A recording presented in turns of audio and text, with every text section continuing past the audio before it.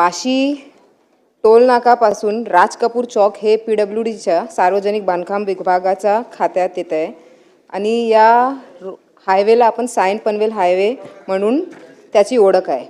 यामध्ये गेल्या 2 वर्षापासून तिकडे बायफर्केशन करून नेटिंग लावण्यात आली होती, पण नेटिंग लावल्याच्या नंतर तिकडे सगळे डेब्रिस जमा करून घेतला आहे। तिकडे आम्हाला असंच बोलायचं आहे की तिकडे डेब्रिस जमा केला आहे आणि पुढचे आपल्याला तिकडे एक ग्रीन बेल्ट क्रिएट करायचा आहे। यासाठी आम्ही डिपार्टमेंटला निवेदन पण दिलं आहे, त्यासाठी आपण निधी उपलब्ध करून घ्यावी।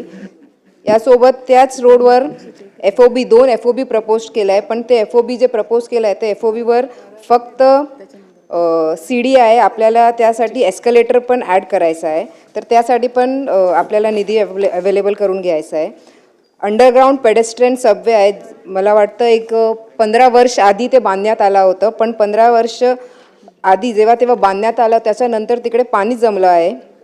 त्यावर आपल्याला ते आता पुढे आपण डिपार्टमेंटला कम्युनिकेट केलं आहे आणि डिपार्टमेंटला कम्युनिकेट करण्याच्या वेळी व्हिजिट केलं होतं। व्हिजिट करण्याच्या नंतर आमचं असं डिसिजन झालं होतं साईट व्हिजिटच्या वेळी की हे क्लोज करून तिकडे ब्युटिफिकेशनचा एक प्रपोजल केलं तर लोकांना ते जागा जे आहे जे असंच पडली आहे ते वापरता येईल, तर त्यासाठी पण ते प्रपोजल जे टाकलं आहे त्यासाठी पण निधी अवेलेबल करण्यात यावी।